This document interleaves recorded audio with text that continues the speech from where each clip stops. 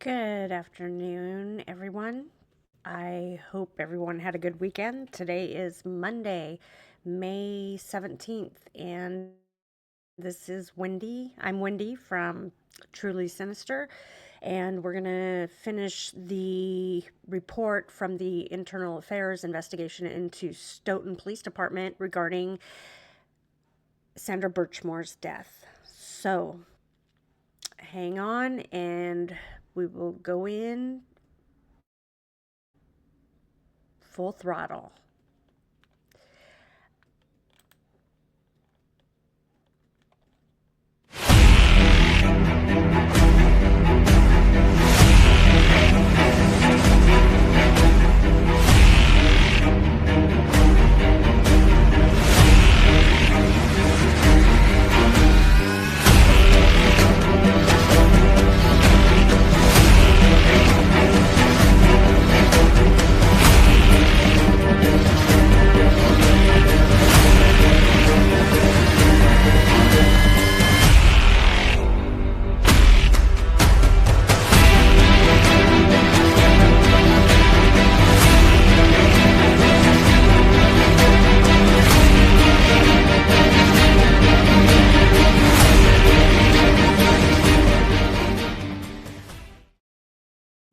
Welcome back.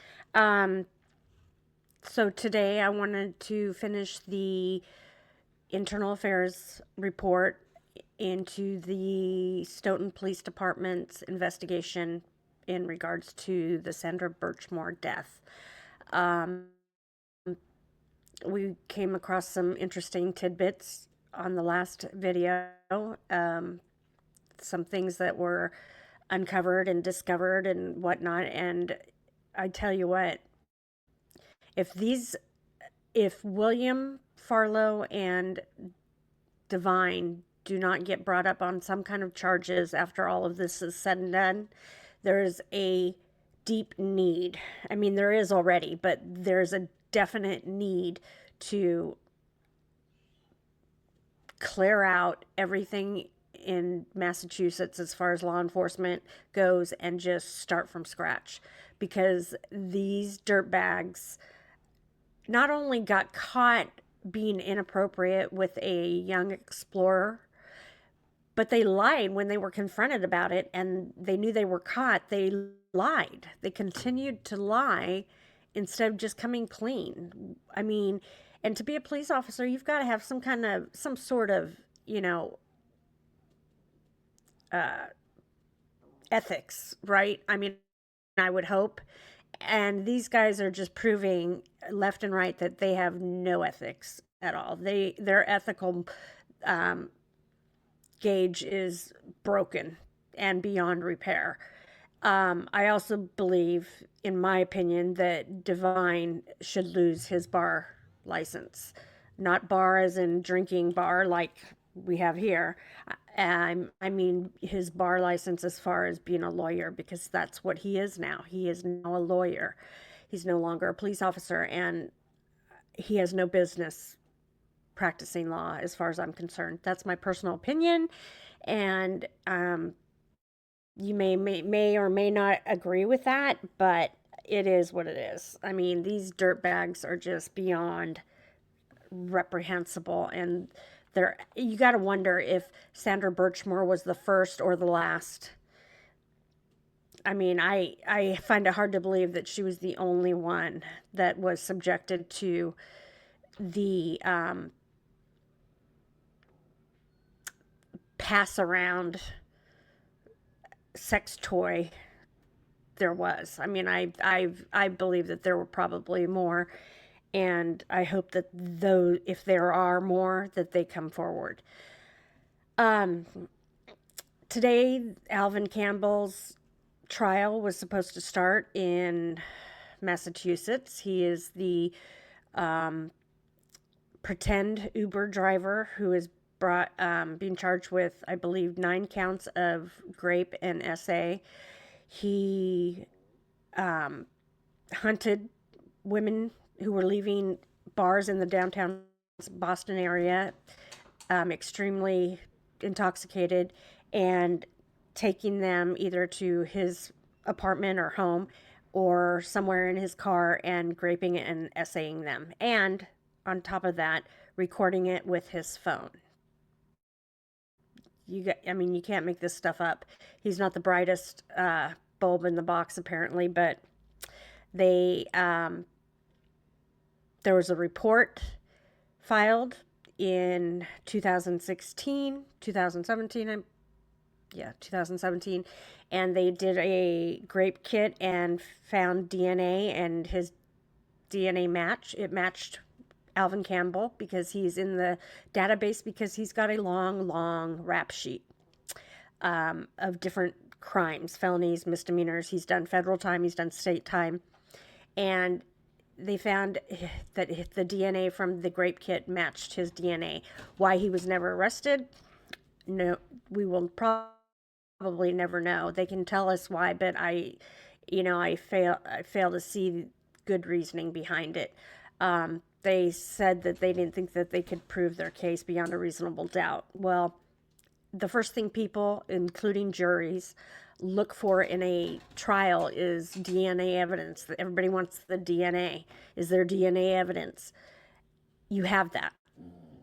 You have that before you have anything else in this case against Alvin Campbell.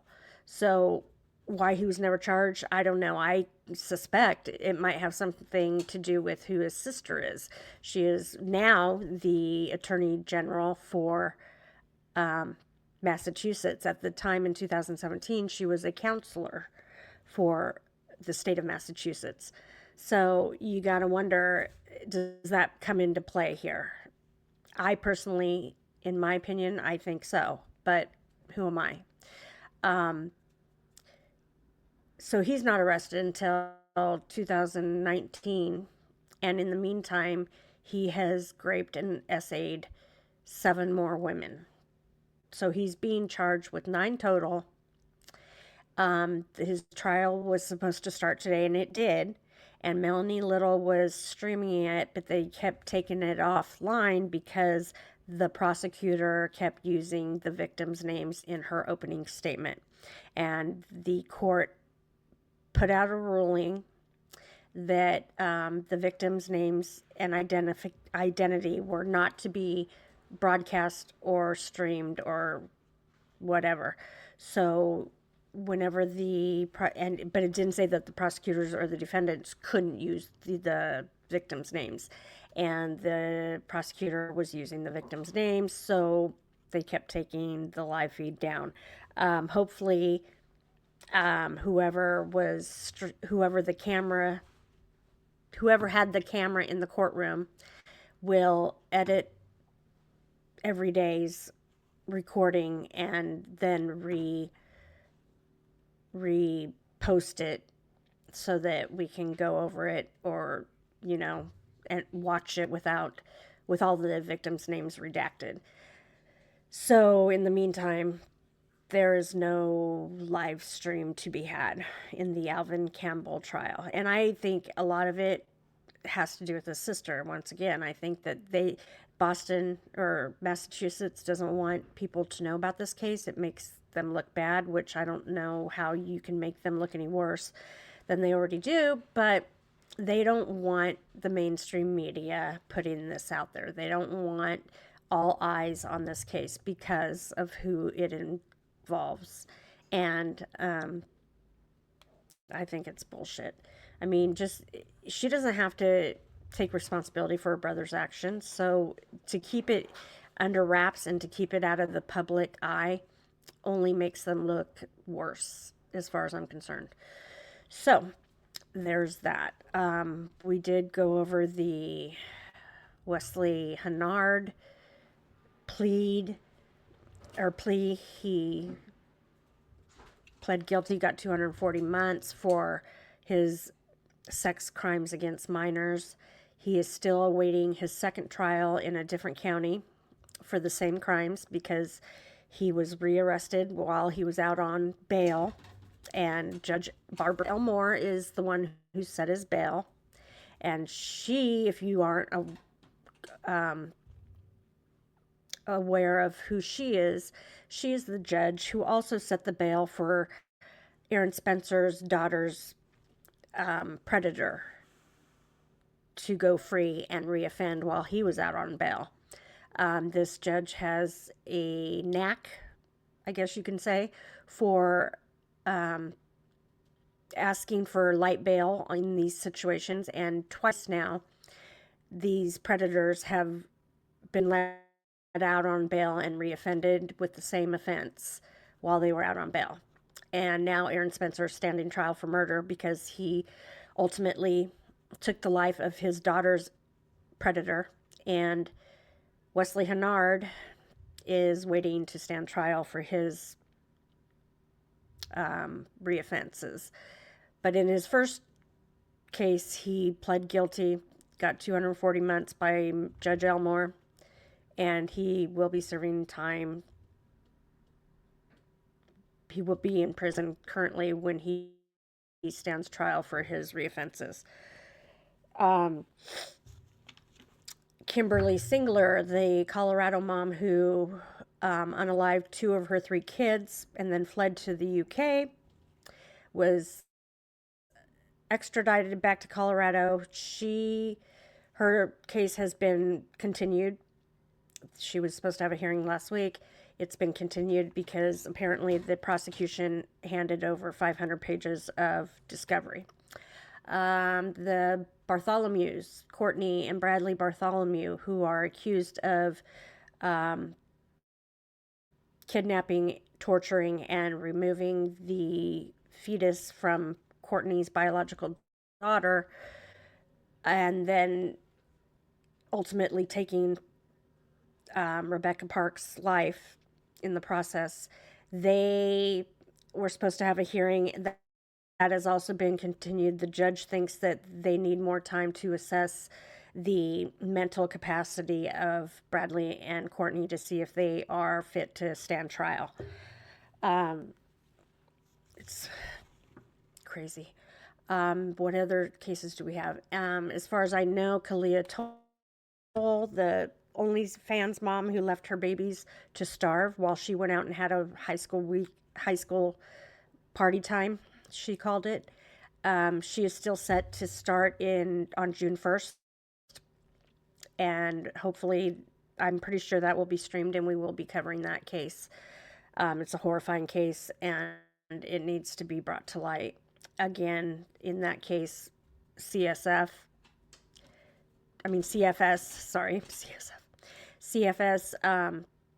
dropped the ball. I mean, there's no other way to look at it. She was in the grips of child welfare and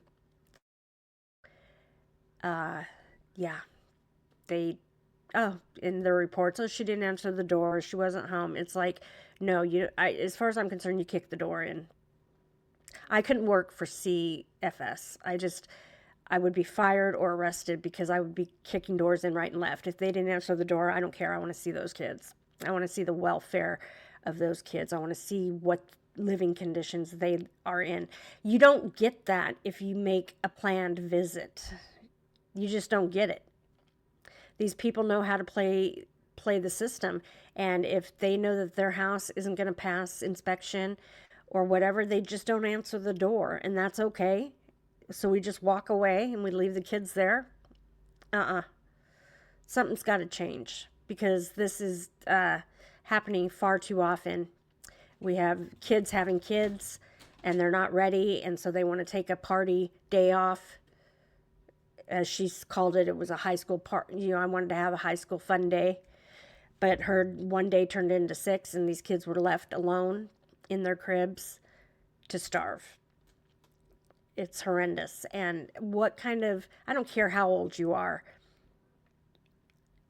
you've got to be retarded. I'm sorry to use that word, but you have got to have a screw loose if you think for any second that leaving kids home alone for any length of time is acceptable, much less 1 to 6 days. So, I mean, and if that's the kind of mentality that these young mothers have, they have no business spitting kids out. If they're that dumb, if they're that unintelligent, if they lack that much common sense, then they have no business spitting kids out. Just one second.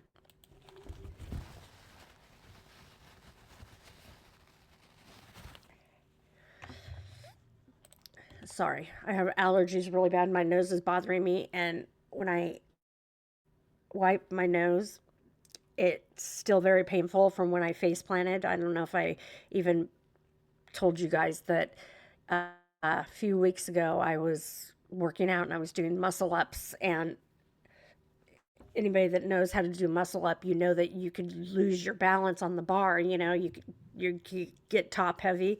Well, I did. As my arms got weaker and weaker through the workout, I got top heavy and I fell forward over the bar, and I couldn't stop myself because my hands were supporting my body.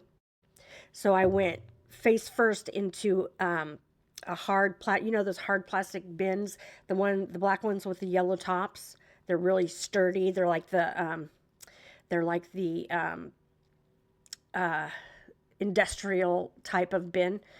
Well, the edge was right there, and I smashed face first into the edge. I thought I broke my nose, to be honest with you. I heard this loud crunch, and I got two black eyes almost immediately.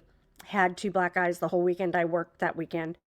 But yeah, so it's still very tender when I wipe my nose or blow my nose, and when I do that, it like brings tears to my eyes and everything. So yeah, you don't want to see any of that. But yeah, I felt like quite the mentally challenged person that day. My husband was standing in there in the garage when it happened, and he didn't see it happen, but he heard me get down, and I didn't cry. I don't think I could have cried if I wanted to. It just hurt too bad. But he looked at me and he's like, "What the fuck did you do?" And I told him I couldn't even talk. I just pointed to my nose and pointed to the bin, and he knew what exercise I was doing, so he figured out what I was talking about, and it just fucking hurt so bad. Oh my God. I thought I broke my nose for sure, and it was running, and so I thought it was bleeding, and he's like, "It's not bleeding," but I mean, there was definitely a crunch, and I had a bruise above each nostril. Oh, it was terrible. Bruise across the bridge of my nose. Yeah, it wasn't pretty. So anyway, um, I think that's all the cases that we have been talking about, the update on all of them. So the next one, hopefully, that we will be covering is the Kalia Toll case, and that's going to be a hard one to cover, but it is what it is. So let's jump back into, oh, I hope I didn't lose my place. I bet you I did. We stopped at page 30, I believe, right? So, oh, we're there. It did save my place.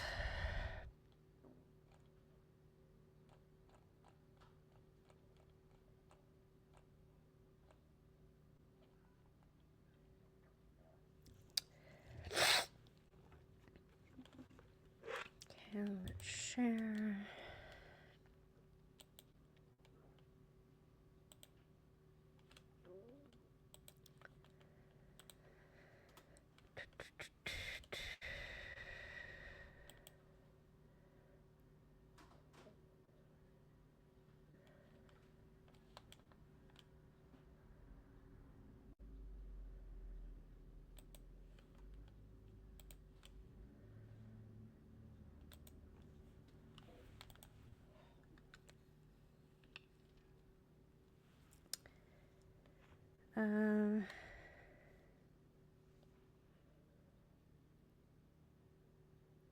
Okay, we left off where I'll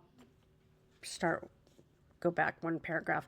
On Thursday, June 23rd, 2022, after discovering that William Farwell had violated the policy and user agreement by querying his own personal data on an intermittent basis for the entire time he was a user, I made contact with SSRA Kate Kelly of the FBI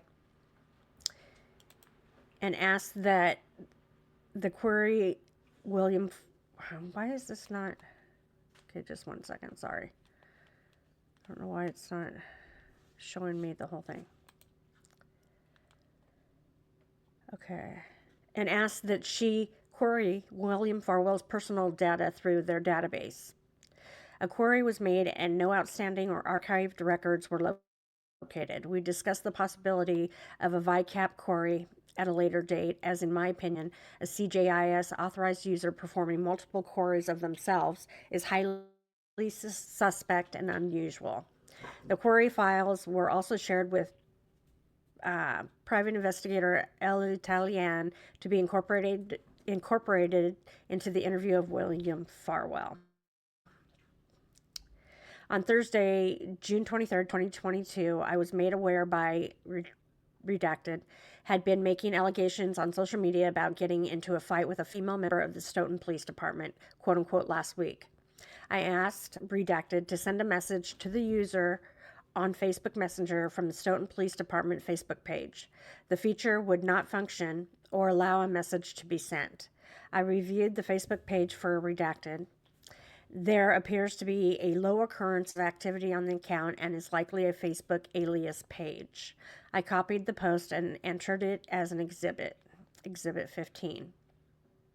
On July 21, 2022, I emailed William Farwell a notice of an investigatory interview. I received a response from Mass Cop attorney Patrick Bryant acknowledging receipt of the interview notice, among other things. Attorney Bryant indicated that there were schedule conflicts for the date of July 28th.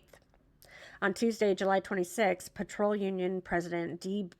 Barber requested on behalf of Officer W. Farwell that he be allowed to come to the station to clear out his locker of personal belongings. Barber did not have any disposition of Farwell's intent or plans to resign from his employment. I arranged to be present with Barber and Farwell while he retrieved personal property from his locker, locker number 10.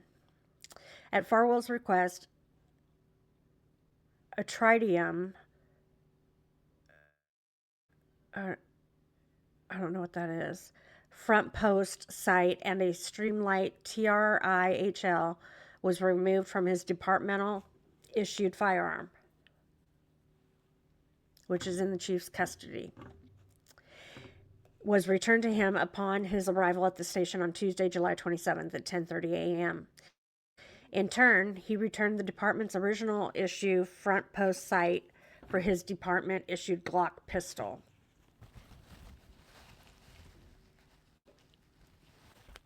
While clearing out his locker, he returned a duty belt, radio charger, belt keepers, handcuffs, vest carrier, 2, and an extra radio that he had been using for his collateral work on radios.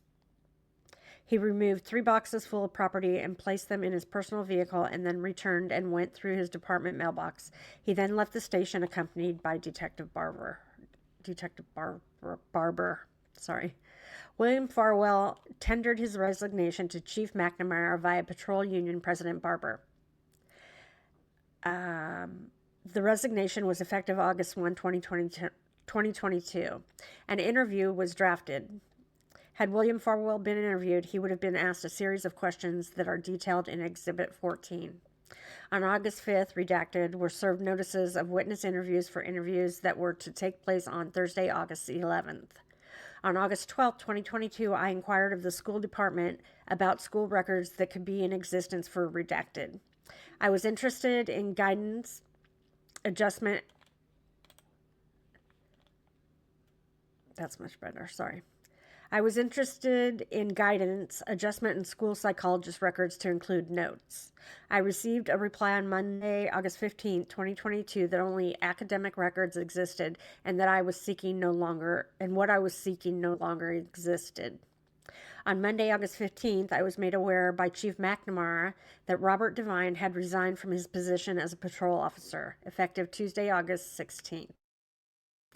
The letter to Chief McNamara indicated that he was filing for retirement, among other discussion.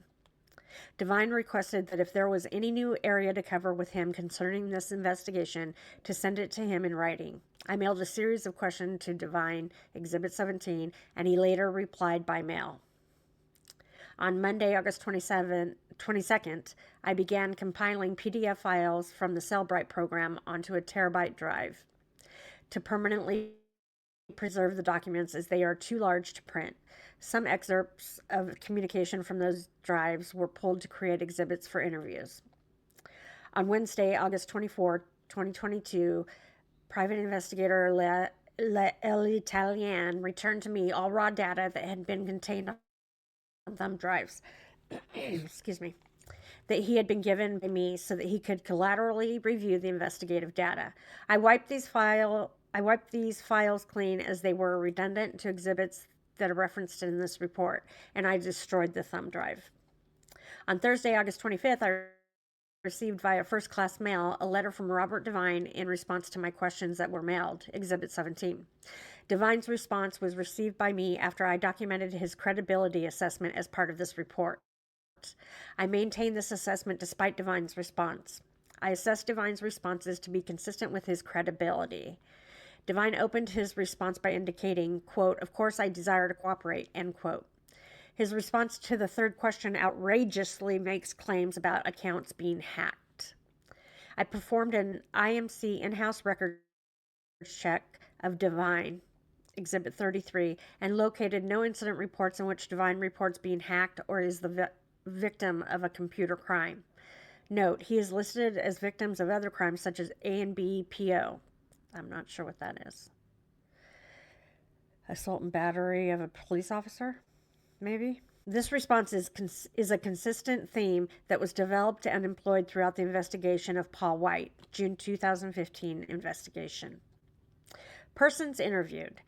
PI L'Italien and I interviewed, redacted, at MPTC Randolph on Tuesday, December 21st, 2021 at approximately 10:30 a.m. Redacted was accompanied by Redacted. The following summarizes the interview. Redacted. He is friendly with the Farwell brothers and Officer Devine. He would not describe the relationship as a close friendship. Redacted met Sandra Birchmore when Redacted was not certain of the exact time frame of this. He befriended Sandra prior to his employment as Redacted. She would often visit Redacted, familiar with the difficulties that Sandra Birchmore encountered in life.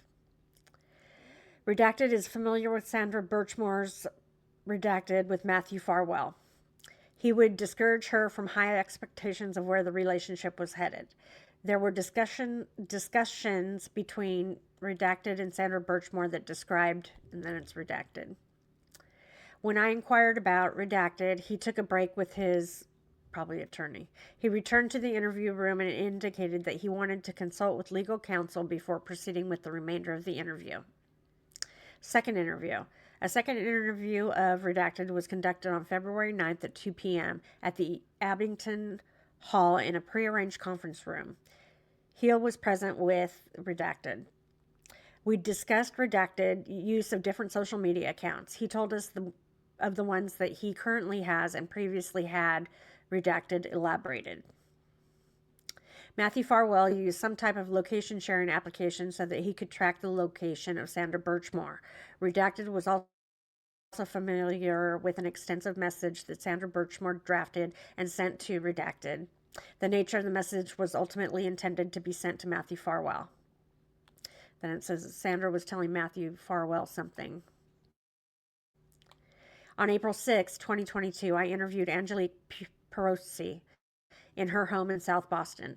We spoke for a short while before I turned the recorder on about the internal affairs process. After the recorder was on, Angelique explained that she is Sandra Birchmore's mother's first cousin, Denise Birchmore. She explained when asked her education, current employment, National Education Association as a legislative advocate. She spoke of her learning of the death of Sandra and her later interview with the MSP. Her goal in being interviewed was to raise awareness about Sandra's relationship with Matthew Farwell and how the relationship had grown toxic prior to the end of Sandra's life. She went on to describe the pressure that Sandra was placing on Matthew Farwell to participate in the baby's life. Generally, things were not going well, and Angelique was encouraging Sandra to back off pressuring Matthew. And we have since found out that Matthew is not the biological father of Sandra's baby, and we are not sure who is. Redacted had breakfast with Sandra a couple of weeks prior to her death. After this, Angelique learned about the pregnancy after communicating with Sandra, giving Redacted advice. Redacted had concerns for Sandra's well being based on the fact that she was in a relationship. Redacted received contact from many of Sandra's friends after Sandra's death. She communicated with them and received a lot of secondhand information about the relationship. And she also learned something that was redacted. We discussed the Police Explorers program.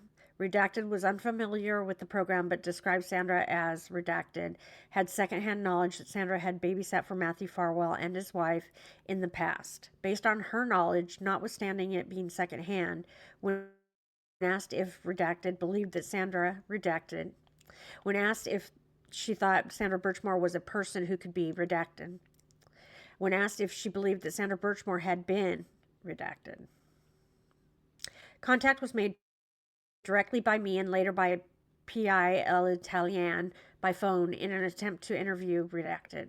This investigation identified Redacted as a longtime and close friend of Sandra Birchmore.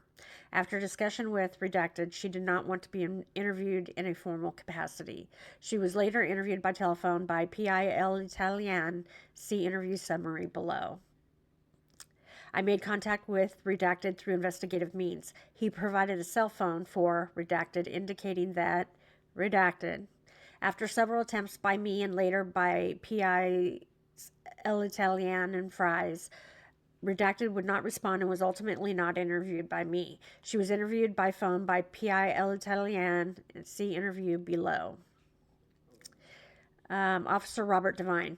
On April 11, 2022, Officer Devine was interviewed at the MPTC headquarters in Randolph, Massachusetts. PIs L'Italien and Fries conducted the interview. Attorney Patrick Bryan was present to represent Devon on behalf of the Patrolmen's Union. The interview is summarized below.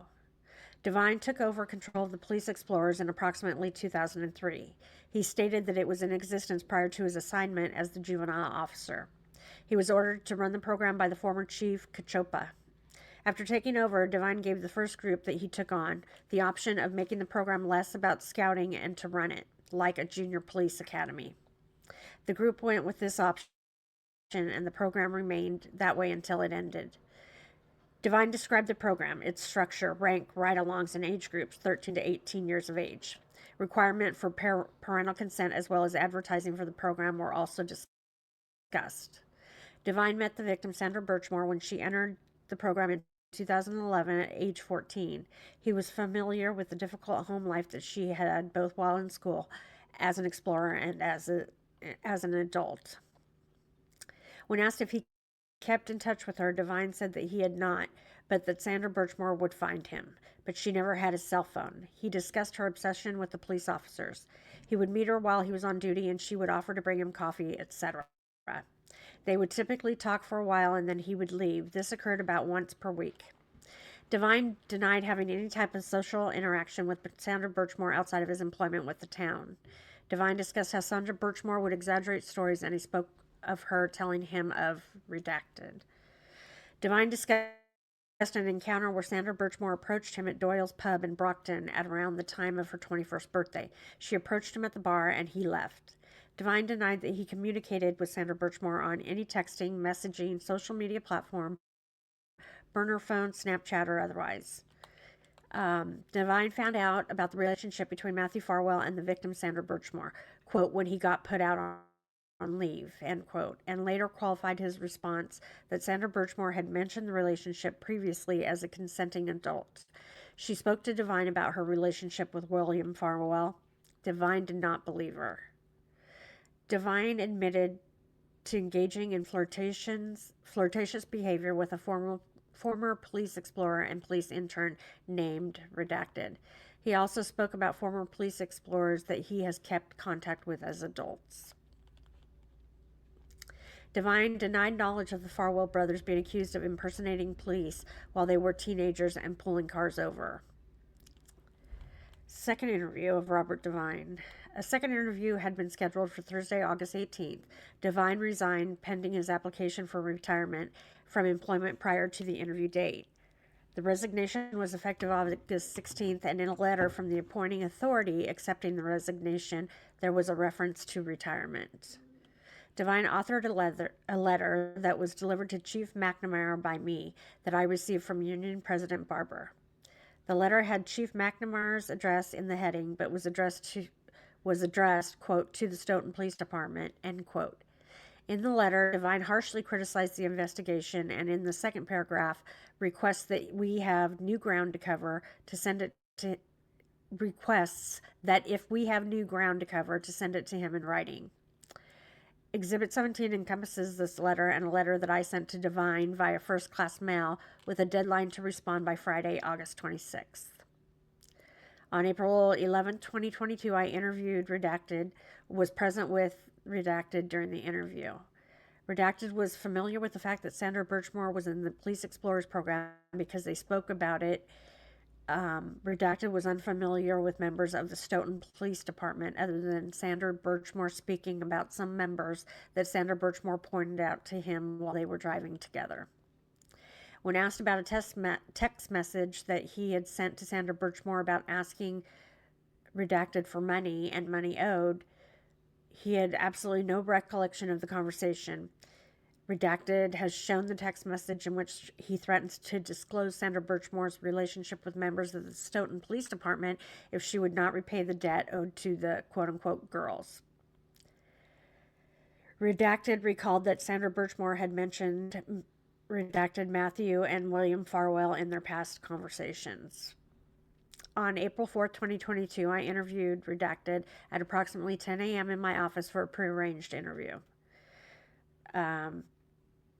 Redacted had Sandra Birchmore redacted as Sandra struggles in the area of math. Sandra would have been in the 7th grade and approximately 12 or 13. As a general impression, Redacted indicated when asked that Sandra was socially redacted. She would often accuse students of bullying her and spend a lot of time in guidance. Redacted felt that Sandra would exaggerate her accusation. She was a good kid with a kind heart. When I read a list of symptoms that described, and that's redacted. When asked if she discussed drama at the SPD, Redacted spoke of Sandra talking to her about this. Redacted indicated that Sandra was, quote-unquote, obsessed with the SPD, or SP. Redacted indicated that Sandra mentioned the high level of stress and officers seeking outlets to relieve the stress. Redacted punctuated her remarks by telling Sandra that, and that is redacted. Just one second.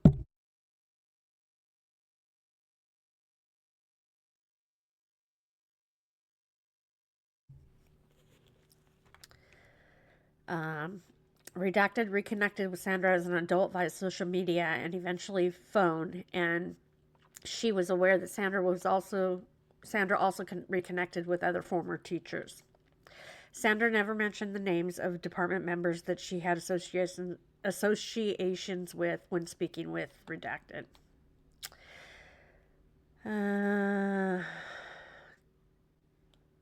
Redacted named some of the members of the SPD with whom he associates. It is most likely members of the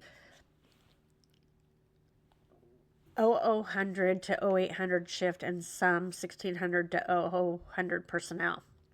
Redacted graduated from Stoughton High School with the victim Sandra Birchmore. He did not associate with her during high school. Redacted is a part-time employee.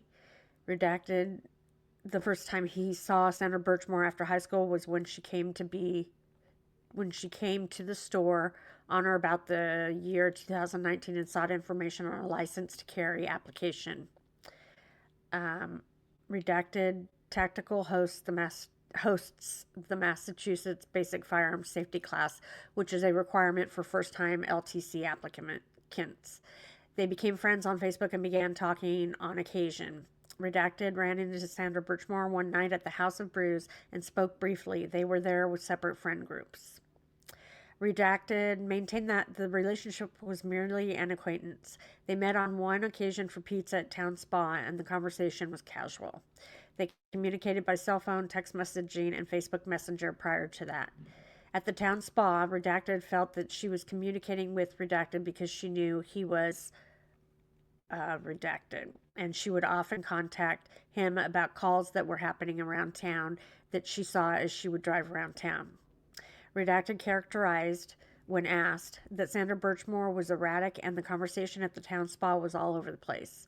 Redacted was aware of her strong desire to become a police officer. Redacted is aware of who William Farwell, Matthew Farwell, and Robert Devine are. She does not socialize with any of them. Redacted was shown a record of text messages that had been sent by Sandra Birchmore to a group chat in where she claims to have been invited to Robert Devine's house and that she was going. Redacted, who is a friend of hers. She was unfamiliar with the discussion and denied ever having been to Robert Devine's house with or without Sandra Birchmore. And she was unaware of any communication that was happening between Robert Devine and Sandra Birchmore, and Sandra Birchmore never mentioned the subject. She discussed her relationship with Matthew Farwell over text messaging. She was aware of June of 2019 that Sandra Birchmore had been in an on and again, off again relationship with Matthew Farwell, sexual relationship with Matthew Farwell. She was uncertain of when the relationship began, and she did not believe Sandra Birchmore because she had a reputation dating back to high school for embellishing stories. When offered a closing comment, Redacted stated that there came a point shortly after meeting Sandra Birchmore at the town spa that she had to block her contact on multiple platforms because she was making him uncomfortable. She would show up to locations where Redacted was hanging out with friends. On Tuesday, June 9, 2022, PI El Italian and Fries interviewed Redacted in her home. Both investigators were provided a copy of the MSP investigative reports. Copied below is the interview summary.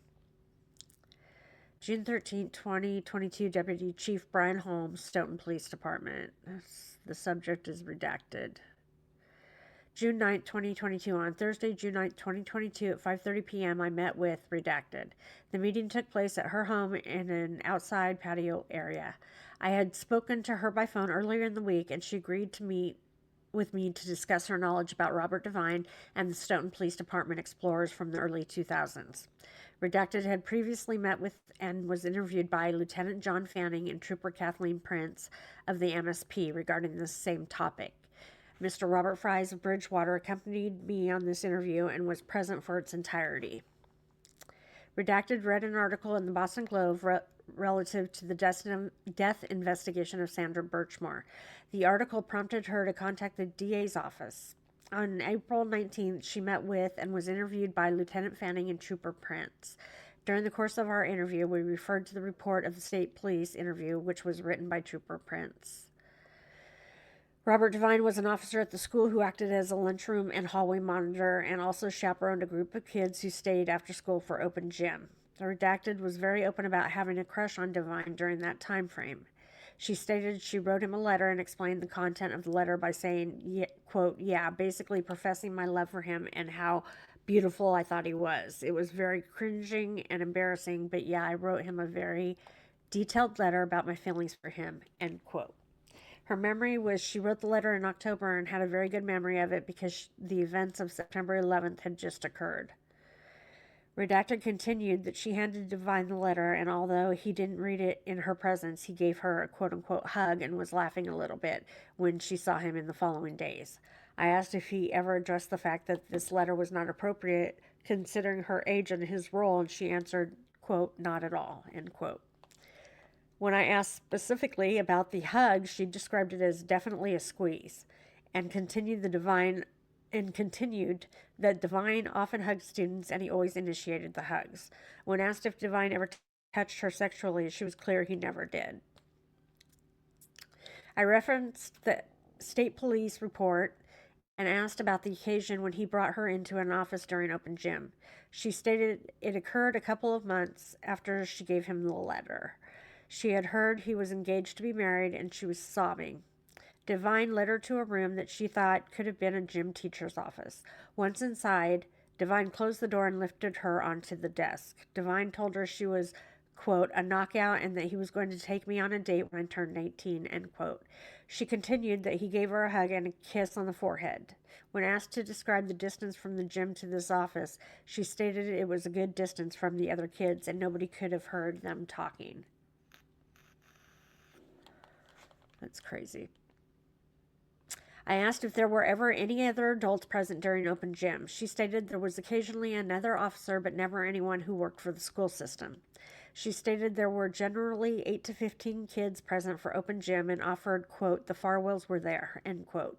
She stated they were teenagers at the time and, quote, they were there for all of it.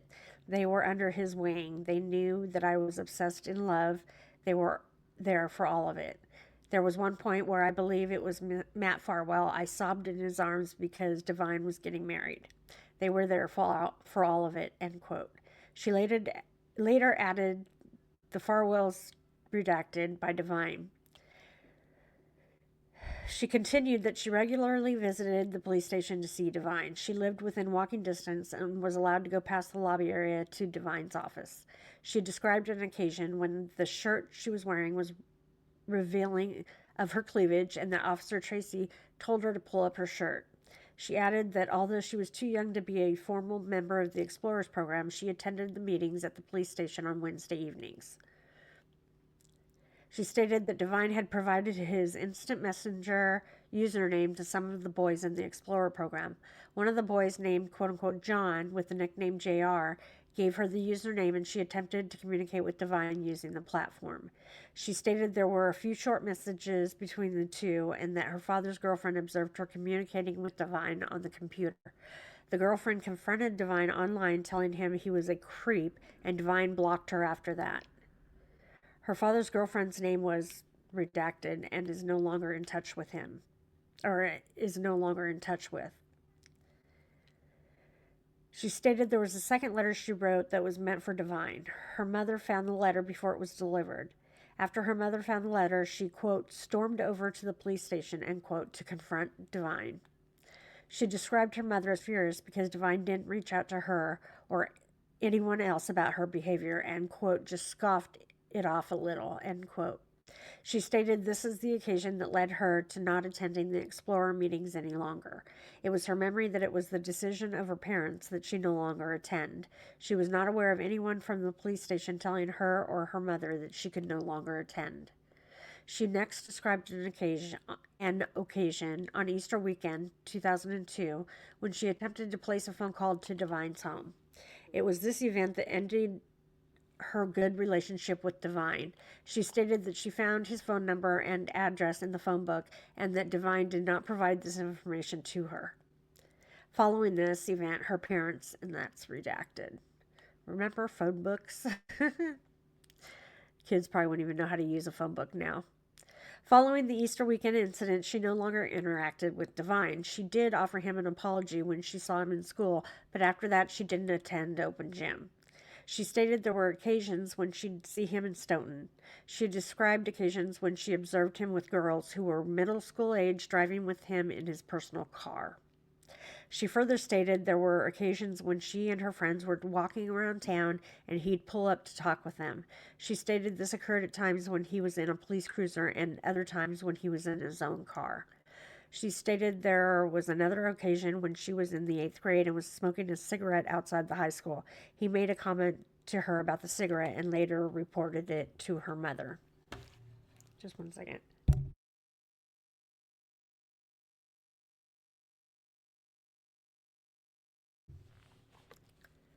Toward the end of the interview, I asked, redacted, if she thought Divine was acting as a big brother or father figure to the kids at the school or the kids in the Explorers. To this, she answered, quote, he was definitely not like the father figure. He definitely seemed to be showing off and loving attention from kids and basking in kids admiring him, end quote. She insisted there had never been any type of sexual activity between her and Divine. She thanked us for meeting with her and stated she would remain available and we could contact her at any time with any further questions. The report is a summary of the interview. The interview was approximately 41 minutes in duration and was recorded and later transcribed. Okay, so now we have a letter to Deputy Chief Brian Holmes about a phone interview. On Thursday, June 9th, 2022 at 7 p.m. I spoke by phone with redacted. Earlier in the evening, I had left a message for her and she returned my call. Robert Fries was present for the interview as I spoke to Redacted on speakerphone. She had spoken to the Massachusetts State Police following the untimely death of Sandra Birchmore. She did not wish to meet with us in person, nor did she wish to be named as a formal witness to this matter. We spoke with Redacted for approximately 26 minutes. Her major focus was that she believed Sandra, quote, would never commit suicide, end quote. She offered no firsthand information other than her belief. When asked if she ever met Matthew Farwell or William Farwell, she stated she had not. When asked if she had any information regarding Robert Devine, she stated she's, quote, aware of his history, end quote, but Sandra had never mentioned his name. She added that she was living in Redacted during the COVID pandemic and quarantine and stayed in touch with Sandra by text and video messaging. Sandra shared information with her. Redacted was clear that her major concern was her suspicion that Sandra had not redacted. She stated she has been in touch with Lieutenant Fanning of the SPD regarding her suspicion. It is important to note that Redacted did the majority of the talking during our conversation, but added nothing firsthand that could be of assistance to the investigation. Phone interview conducted by PI El Italian and Fries. On Friday, June 17th at 10 a.m., I spoke by phone with Redacted. Redacted was at work when I called, but agreed to speak with me for a few minutes. Redacted had made a Facebook post, Redacted, about the untimely death of Sandra Birchmore and members of the Stoughton Police Department. Redacted stated that she hadn't spoken to Sandra Birchmore, quote, in years, end quote. She continued by saying, quote unquote, I wouldn't consider her a friend. They knew each other in middle school and they both graduated from Stoughton High School. She had no firsthand information about Sandra's death and admitted that everything she had heard was from friends and family of Sandra who posted information online. I asked if she had spoken to any of Sandra's friends or family, and she stated she had not. She stated that the material she read online was that certain members of the SPD had, quote unquote, preyed on her instead of mentoring her. I asked if she had been involved in the Explorers, and she stated she had not. She could not speak for long, but stated she was glad to see the matter was being investigated. On Thursday, August 11th, Redacted was interviewed at the MPTC Randolph headquarters. We reviewed Redacted employment history with Redacted. We discovered other roles with the school department, youth programs, and initiatives. We asked a series of questions pertaining to inappropriate conduct that he may have seen in relation to Officer Devine.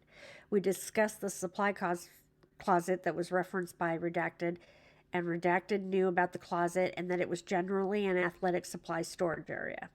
He never saw Officer Devine in that closet alone with a student, hugging a student, having a student sitting on his lap, or any conduct of that nature. He did not see Officer Devine using his personal vehicle to transport students at any time. He was unfamiliar with any interaction involving Redacted. He did not remember any exchanging of love notes between Redacted and Devine. When asked about Sandra Birchmore, he characterized her as Redacted, was familiar with her Redacted class as Sandra Birchmore. He was also familiar with her participation in the Police Explorers program. He never saw Sandra Birchmore with Officer Devine in any capacity. After the death of Sandra Birchmore, Redacted began to hear rumors of her involvement with Matthew Farwell. Prior to that, he did not have any knowledge of this. He found it to be repulsive that Matthew Farwell had a relationship with a person, Redacted, spoke of a sense of betrayal and losing a close friend in Matthew Farwell. On August 11, 2022, Redacted was interviewed at the MPTC headquarters building in Randolph. He appeared Redacted. We discussed Redacted employment history. He is familiar with the open gym program. We discussed the program, and when asked, he never saw a student sitting on Robert Devine's lap or see any inappropriate conduct. When asked specifically about the claim that Redacted made about being told to pull up her shirt, Redacted described that if a student were ever inappropriately dressed, that he would correct the behavior and send the student to the office. He also recalled a discussion that he had with Devine when he saw a female student that he thought was a police explorer, scantily clad in his Divine's office. He confronted Divine about the optics of the visit by the student and cautioned Divine about being smarter with his actions. After hearing what Redacted described, the student was likely not Redacted. He did not recall an incident as described, Redacted, involving Redacted. We discussed Sandra Birchmore. He characterized Redacted and Redacted. Was familiar with her participation in the Explorers program and that she was a member of the martial arts gym across from the station. He knew that she wanted to intern for the police department and had done so at the court.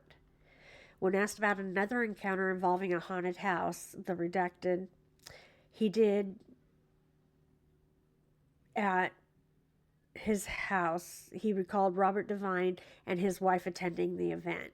He would hold the event annually, and he recalled seeing Divine with a woman named Redacted. He thought the encounter to be odd, as it appeared that Divine was with her, and he had arrested her for Redacted when he and Divine were working Redacted. Divine pointed out, Redacted, that she had turned her life around. I later located in-house records for Redacted that corroborated the previous statement. Okay, let's take a little break. And I was going to show you a video that is currently evidence in the Farwell case against Matthew Farwell and the unaliving of Sandra Birchmore.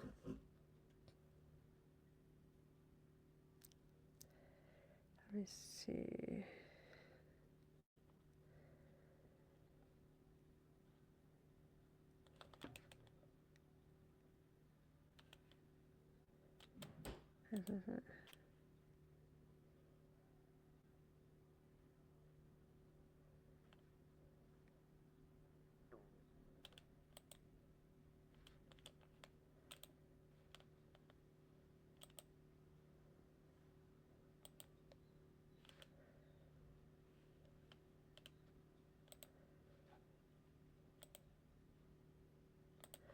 Okay, that has no sound.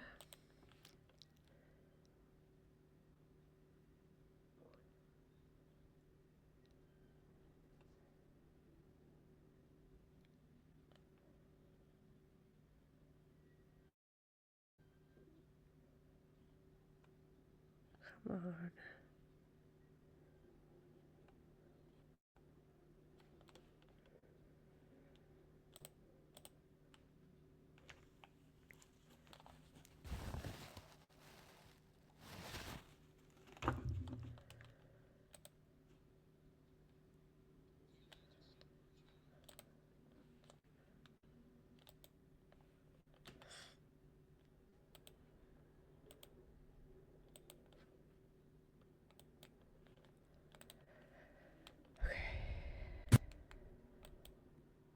Statutory rape, and then sexual violence.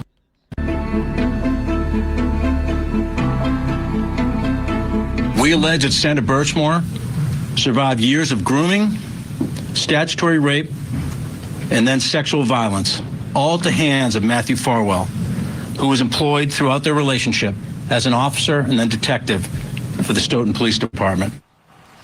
Welcome back to Opening Statements. I'm Julia Janae, filling in for Julie Grant this morning. Thank you for being with us. This morning, we are giving a voice to the victims as we share a stunning development that was revealed this week in the murder of 23-year-old Sandra Birchmore. DNA tests show that the former police detective who's accused of killing her did not father her unborn child. Birchmore was found dead in her Canton, Massachusetts apartment back in 2021. Her death originally ruled a suicide, but later authorities arrested Matthew Farwell for her murder, alleging Farwell had been sexually exploiting Birchmore since she was 15 years old. She had been part of the police department's youth program, Explorer program. The theory had been that Farwell allegedly killed Birchmore because she was pregnant with his child. And at the time of the murder, Farwell was married with children of his own, with a baby on the way from his wife. It's unclear if the baby's father has been identified now that it has been shown that the child that Sandra Birchmore mothered was not belonging to Farwell, the suspect in this case. So we're wondering, does that all change anything? Joining us now to talk about this is Claudia King, a domestic violence expert and former law enforcement officer. And we also have still with us attorney Joe Tamburino. Joe, let's first talk about the legal side of this. Could this new revelation at all impact the case against Farwell? I think it would only have a slight impact, and here's why. The issue for motive is, did Farwell believe that he was the father of the child? Did he think that obviously as soon as she gives birth, the jig is up and everything's going to come out about their relationship? Everything's going to come out about he was supposedly charged with that he's been having sex with her since she was approximately 15, 16 years of age. So it is a factor in the case, but I don't really think it's going to change the prosecution much. Claudia, can we talk about how this even happens? It took 3 years before Farwell was even arrested. This was originally ruled a suicide. What's the process for police in extracting DNA from an unborn child? Yeah, so it would definitely be something that would happen during the autopsy, most likely, and they would pull that DNA, whether it would be tested immediately or to be held to be tested at a later time. And then they would have compared that with Falwell's DNA to determine if he was the father. Like you, I'm not sure if they tested other people's DNA to determine who is the father or if they just determined that he is not the father. So I don't know where we're at with that side of the process. And Claudia, just a follow up, how do you think this impacts Farwell's case, or how police would have looked at him if they had known about the DNA early on? Does it change anything? Because we do have that surveillance video of someone who appears to be him going into her apartment around the time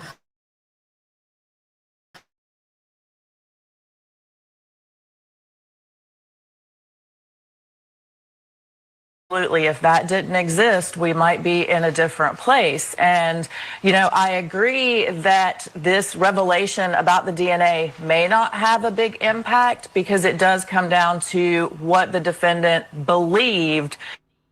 But it gives them a little kernel of hope that maybe now they have an alternate suspect that they can point to. I don't think that's going to work, but it's probably the only Hail Mary that they have at this point.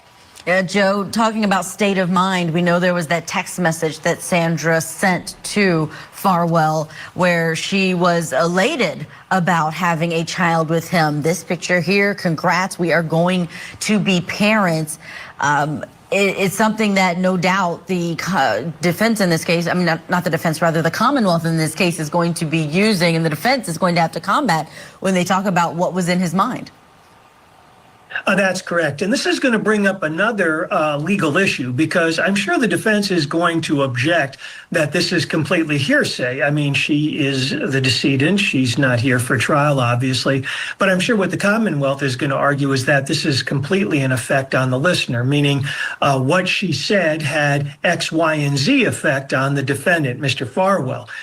So, yeah, that is going to be a crucial piece of evidence, because one of the things that the prosecution is going to argue is this is what set all of the things in motion that led to her being murdered. Claudia, this is one of those cases that has been spoken of in the same breath with Karen Reed because of the locality, because it involves police officers, Sandra Birchmore herself from the Canton area, and we have this, the Stoughton Police Department that was investigated for not just Farwell exploiting Birchmore, but potentially other issues that were similar. Talk about that part of it when it comes to this case and what that could even be like for a jury pool for Farwell. Yeah, it's definitely going to make the jury pool aspect difficult. You know, I think it's going to be one of those cases that everybody's familiar with. And it's unfortunate that this small area has what seems to be several police officers acting in a manner that they shouldn't.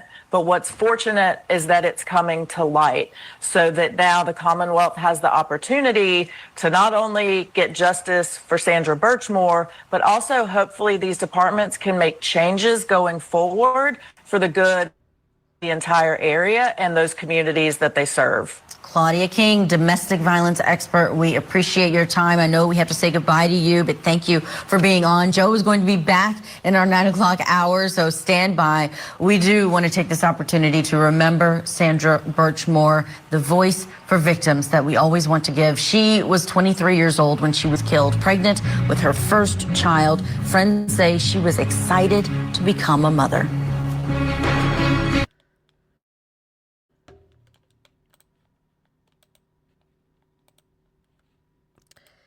So, yeah.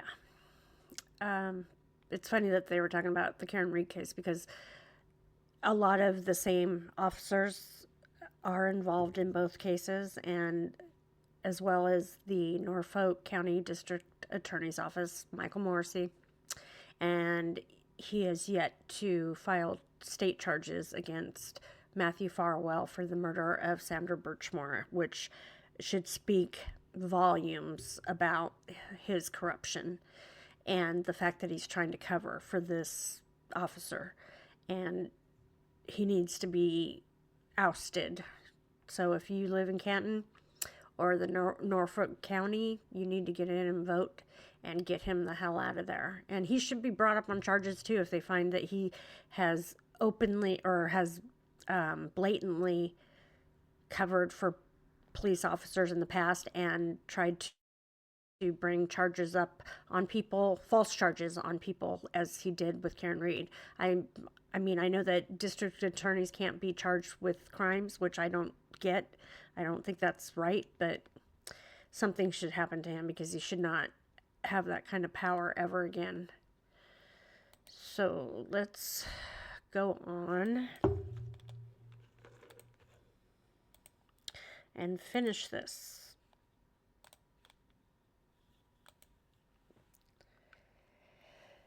Okay, now we have the credibility assessment, I believe, of Divine.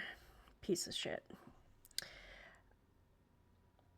I view Redacted as a credible person. The relationship had its inception from a teacher/counselor relationship and evolved into a friendship of sorts when Sandra Birchmore reconnected with Redacted as an adult. Redacted seemed to have a genuine desire to help the victim, Sandra Birchmore, and had a foundational knowledge of the difficulties Sandra Birchmore had been struggling with in her early years. Redacted's responses were unwavering and consistent. I did not view any indicators of deception or lack of consistency in her responses. She was interviewed by MSP. I view Redacted as a credible person. She is Redacted, Sandra Birchmore, and provided a considerable amount of secondhand knowledge about the events on the life of Sandra Birchmore. She had some contact with the media and friends of Sandra Birchmore and had been interviewed by MSP. She felt strongly that Matthew Farwell redacted Sandra Birchmore in the years prior to her death. Redacted with Sandra Birchmore had more contact with her and more frequently communicated with her. Her discussions with Sandra seemed to be of a pragmatic nature in reference to Redacted. I do not view Redacted as a credible person. During his interview, he provided little information, if any. When asked about a confrontational text that he had with the victim Sandra Birchmore over owed money to quote-unquote the girls, he could not recall the conversation or the last names of the girls. Having described that they shared a dorm/suite, I find it implausible that Redacted could not recall this information. He also demonstrated a very high degree of nonverbal guarded behavior, was sweating, and appeared to be very nervous throughout the interview. I view Redacted to be a credible person. At no time did I observe him deviate from his baseline poise, and I saw no indicators of deception. His answers were direct and showed no hesitation. He appeared comfortable in discussing Sandra Birchmore with P.I. Fries and I. Robert Devine. I do not view Robert Devine to be a credible person. He denied having any sort of redacted, or social relationship with the victim, Sandra Birchmore. Subsequent to his first interview, Chief McNamara and I were briefed by PIL Italian and Fries on his responses to the interview. Hearing the responses, we were both in agreement that Devine had been untruthful about his knowledge of the Farwell brothers having been caught impersonating the police. This fact would have been a part of the background investigation process that Devine, as a member of the hiring panel for Farwell, would have been privy to. In addition, this fact was widely known throughout the department. Devine's response was that, quote, "that must have been before my time," end quote, was an implausible response. Devine was in charge of the police explorers and was familiar with the Farwell brothers. Devine frequently sat on the hiring panel for new employees. As part of that process, Devine would have been briefed on a background investigation by the investigating detective. Exhibit 34 is an excerpt from the background investigation of William Farwell. The excerpt shows that William Farwell spoke to the investigator about being counseled by Sergeant Devine and Lieutenant Bonney about getting caught in the act of impersonating the police. In addition, after the completion of the first interview, an abundance of evidence to the contrary of his responses was uncovered. A Facebook alias showed Devine, redacted, Sandra Birchmore, as well as her relationship with Matthew Farwell. They also discussed meeting, redacted. At the completion of this credibility assessment, a second interview of Devine was pending and would widen in scope to include untruthfulness, in addition to a myriad of other policy violations for the relationship with the redacted. In a previous investigation that resulted in Devine's demotion from deputy police chief to patrolman, redacted, the investigation found that Devine was lacking in candor and in some of his responses, but did not make a sustained finding for untruthfulness. Devine's history with the investigation conducted by Paul White is an expository example of exploitive, misogynistic, and risk-seeking behavior that superseded his professional responsibilities in that case as well as this. In both cases, Devine violated his inherent position of the public trust. For the foregoing reasons, I do not view Devine to be a credible person. Second interview with Robert Devine. A second interview had been scheduled and was to be conducted at the MPTC headquarters in Randolph, Massachusetts by PIL Italian and Fries. This interview was scheduled for Thursday, August 18th. Robert Devine resigned from his employment prior to that date. From this, I draw a negative inference. A series of questions that would have been asked of Robert Devine is detailed in Exhibit 13. I do not view, I believe that probably says Robert Devine, as a credible person. In his first interview, he denied having a redacted with the victim, Sandra Birchmore. The interview process was stopped when this line of questioning began, as well as questions pertaining to his knowledge of other members of the SPD that Sandra Birchmore had involvement with. He arranged for further consultation with redacted. He described his quote-unquote friendship with Sandra Birchmore that evolved into him in a quasi-Big Brother role in which he would give her life advice. Some of this advice included direction on her relationship with Matthew Farwell. After several attempts to schedule a second interview, he would have to be compelled by the order of redacted in order to comply with the policy of redacted. To that extent, I would characterize redacted as a reluctant witness, albeit a compelled witness. From this evasive effort, I draw a negative inference. Some discussions recovered from evidence, Exhibit 18, centered on his desire to meet a redacted, so admitted to the illicit conversations that he would have with Sandra Birchmore. In my opinion, he is a conflicted and non-credible witness in that he was friends with Sandra Birchmore, whom he knew was troubled, yet engaged in suggestive conversations that ultimately led to his admission in his second interview. PIL Italian and I are both left with the impression, based on, but not limited to the above, that he was involved in redacted Sandra Birchmore, but admitted to as much as he needed to conclude his role as a witness in this case. Credibility assessment completed by PIL Italian. Redacted was interviewed by myself and my colleague Robert Fries. We interviewed her at her home located, Redacted, on June 9, 2022 at approximately 5:30 p.m. I view her as a credible person.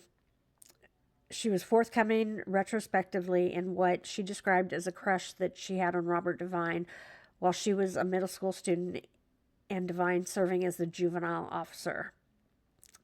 She expressed embarrassment for her behavior during that time. Conversely, she took the risk of explaining questionable and or inappropriate behavior by Robert Devine in his role as an adult and public official. In reviewing this interview, she comments and answers to my questions were in reviewing this interview, her comments and answers to my questions were consistent with that of the MSP interview by Trooper Kathleen Prince and Lieutenant John Fanning, and I did not note any dramatic deviations from what she was now reporting to us. When challenged, she did not appear nervous, and I did not observe any indicators of deception. It is important to note that she contacted the district attorney's office after reading a news article in the Boston Globe. She did this on her own and is willing to be named in not only my report but as a witness in this investigation. I view Redacted as a credible witness. He was asked to recall events that exceeded 2 decades. His demeanor was resolute in responses to questions, and he appeared to be upset by some of the content of the questioning. I would characterize emotional responses as normal given the content of the discussion. He made a statement toward the end of his interview that had he observed any inappropriate behavior during any of the time that he worked with Devine, that he would have begun by saying something to him and would not have allowed any inappropriate behavior on Devine's part to continue. I view Redacted to be a credible witness. His responses were consistent and unwavering. He was asked to recall circumstances that exceeded 2 decades, though he could not remember some of the things that happened. He approached me the day after his interview and showed me a picture of Redacted from the OMS yearbook. He told me that he vaguely remembered her, but that he remembers a confrontation in the juvenile office between her and Devine. He recalls that there was a circumstance, but cannot recall specifically what the circumstance was. He also asked me if I could pull up a picture of Redacted, as she had not been identified. I requested of Redacted the identity of her mother. She told me when I reached out to her by phone that she wanted to ask her permission before giving out the name. I did not hear back from Redacted. She seemed genuinely interested in helping resolve this case. Conclusion. Robert Devine took control of the SPD Explorers class on or about 2002 and changed the program model from that of a police explorers scouting program to that of a quasi-paramilitary program that centered on teaching aspects of policing to youth participants. It was in this program that Devine met Matthew and William Farwell. The Farwell brothers were known to have had some difficulties and disciplinary issues while attending school. Both embraced the Explorers program with vigor and participated in all aspects of the program. Both eventually left alternative education and entered military service. Matthew Farwell was appointed to the Wellesley Police Department on September 8, 2015. He transferred to the Stoughton Police Department by way of lateral transfer on February 27, 2012. One second.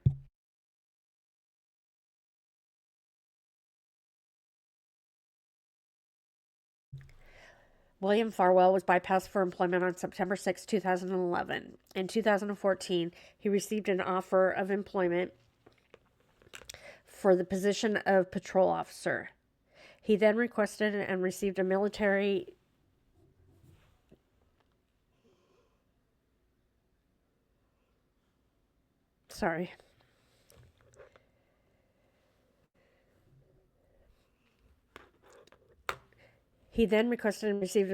deferment order under the USS ERA Act. He had also received an appointment to the Massachusetts State Police and briefly attended the MSP Recruit Academy. He was eventually appointed to the SPD on March 27, 2017.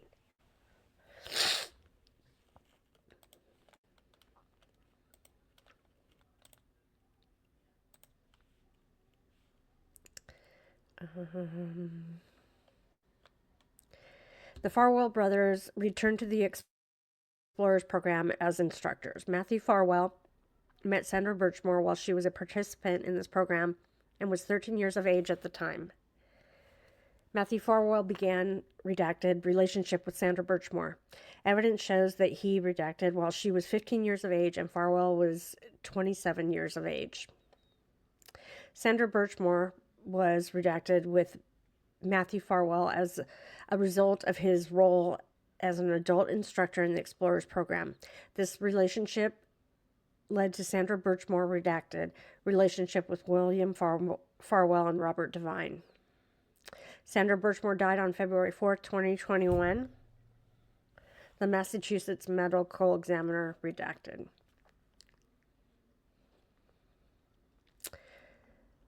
After a review of the personnel file of Robert Devine, I located 2 letters. One letter is from the mother of Sandra Birchmore and is dated April 17, 2014. The letter in essence is extending thanks to the SPD and in particular Devine for running the Police Explorers program. The second letter is not dated or signed but titled, quote, "My Hero Lieutenant Devine," end quote, and is a rousing to Devine for all that he does for the community. I have entered these as exhibits that exemplify both the public trust that was violated and what the SPD Explorers class was supposed to be. On January 24th, 2016, Robert Devine entered into an agreement for discipline between the town and an employee following the investigation that was conducted by Paul White. On February 12, 2016, Civil Service Form 10 was completed in where Devine was reinstated from the position of non-civil service deputy chief to his former civil service position of police lieutenant. Civil Service Form 1110 was completed for the issuance of a demotion from lieutenant to civil service patrol officer. Devine completed a 60-day period of suspension on April 12, 2016.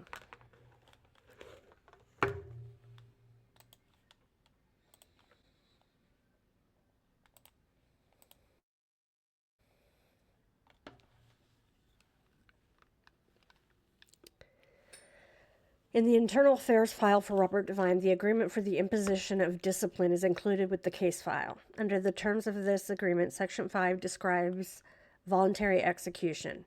Mr. Devine acknowledges that he has thoroughly read this agreement, that he understands it and is entering into it of his own free will, and further, that he understands that future instances of him misusing his position or engaging in conduct unbecoming a police officer or other misconduct may result in more serious disciplinary action being taken against him, up to and including termination from his employment. And since they did find more and he was terminated, he should be brought up on charges.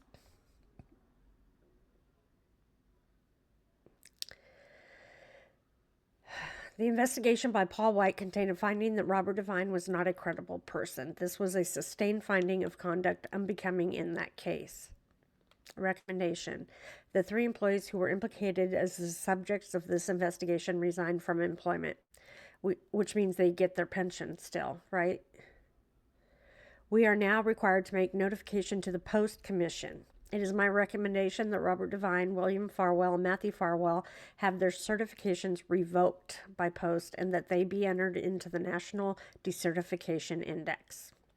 I recommend that we request of the Post Commission, ahead of Post holding a hearing, that Post file a subpoena for Facebook records to authenticate quote-unquote Marty Riggs as Robert Devine and take any other action within the scope of Post authority.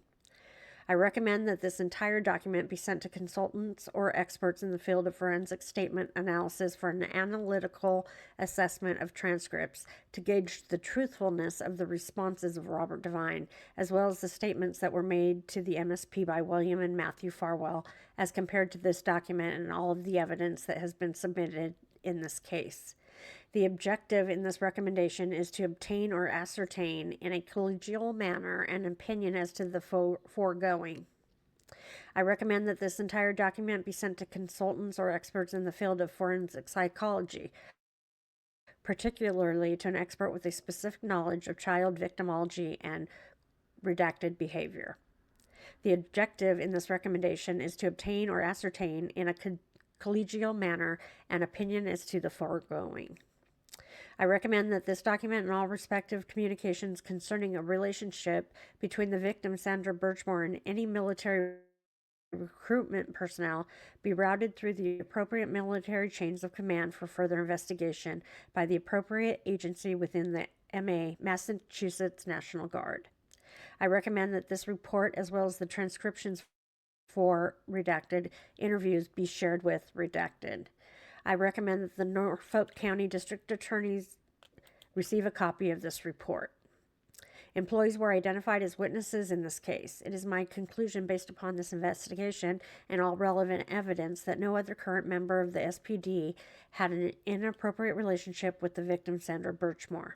As 21-1IA is concluded concerning now former employees, I am also recommending that 22-3-IA be assigned as a continuation of this investigation for any other people who may come forward with information, and to allow for follow-up with former members of the Police Explorers program. Respectfully, Brian J. Holmes, Deputy Chief.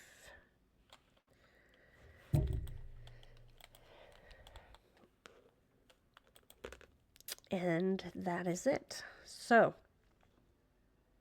the blinders were ripped off as far as the Sandra Birchmore investigation goes, as they should have been. And I think that Massachusetts is absolutely the most arrogant state that I've ever seen if they continue to pull this shit when all eyes are on them. I mean, the whole, the nation's eyes are on them at all times now to see what they're doing, because they're up to no good 90% of the time. And I'd say that a big percentage of their big cases in the last 2 years have been questionable at best. And so you think that they would try to clean up their act, but they just don't give a shit. It's obvious. They think they're above the law and they can do whatever they want, and nobody can touch them. And so far, that's been proven to be correct, because nobody touches them. But I just find it very arrogant and narcissistic that they just continue with business as usual, knowing that all eyes are on them and everybody's watching them to see what they're doing, and they just don't even give a shit. So with that being said, that's all I have for today. I thank you for joining me. I hope you enjoyed this. Don't forget to like and subscribe. And I hope everybody has a good week. If I don't talk to you before the end of the week, take care. Don't work too hard. Enjoy the nice weather. And ciao for now. Bye.